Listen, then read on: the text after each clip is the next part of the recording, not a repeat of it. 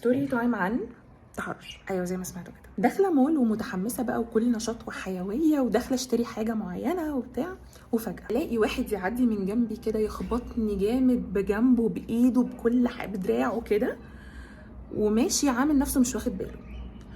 في الثانيه بالظبط الا ثانيه ادركت، وكنت ماسكه في ايدي ازازه ميه كنت مخلصه ربعها بس فيها حوالي التلتين او التلات ارباع يعني تقيله، وقمت حتفاها على ظهره فجات له من ناحيه الغطا. شوف ربنا بتاعته العاليه دي، حسيت بصراحه ان هي هدت اعصابي جدا. بص قاعد يقول ايه ده، في ايه اللي حصل؟ عارفين اللي هو باين عليه قوي انه عامل عامله، يعني طبعا جاب لنفسه التهزيق مني ومن الناس اللي كانوا معايا ومن الناس اللي ما كانوش معايا كمان. انا قلت كده برغم انه ده صعب على اي بنت انها تقوله بحكم ان هي انثى ودي طبيعتها، يعني مش اكيد هتحس بالفخر بموقف زي ده، ولكن الهدف اللي انا بقوله عشانه اكبر من خجلي بكتير. عارفه ان انتي ممكن تكوني مريتي بموقف زي ده ومواقف تانية كتير كمان ما قدرتيش تاخدي فيها حقك. موقف كان فيها راجل بجح وقال لك انا ما عملتلكيش حاجه، او حتى وقف يرد لك الاهانه اللي انتي هنتيها له، او حتى موقف حسيتي فيه بالاحراج بسبب ان الناس بدل ما تكلمه هو وتقول له عيب بتحسسك ان انت اللي عملتي حاجه عيب ان انت اتكلمتي، وتقولك بقى خلاص معلش عديها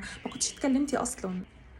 او في حياتك راجل زي باباكي اخوكي جوزك بيشجعك ان انت تاخدي حقك وتتكلمي، او واحد تاني عامل راجل عليك انت بس ويقولك يمكن انت السبب، انت بصيتي له، اصل انت كنتي لابسه، والكلام الفاضي ده. ولكن عايزه اقولك ان صح مهما كان رد فعل اللي حوالينا مش مناسب. تخيلي لو انا كنت اتكسفت وما اتكلمتش وسكت، كان عمل كده مثلا في بنتين 3 4 في نفس اليوم، لكن بعد اللي انا عملته ده هيفكر 1000 مره قبل ما يعمل كده تاني. فانت مش مسؤوله بس عن نفسك وان انت تدافعي عنها، انت كمان مسؤوله عن اللي هيحصل في واحده غيرك بسبب سكوتك. فرسالتي ليكي النهارده انك ما تسكتيش. ولو انت راجل وسمعت الفيديو دلوقتي احب اقول لك انه لازم يكون ليك دور فعال في حياه الست اللي معاك، سواء كانت بنتك او مراتك او امك او اختك.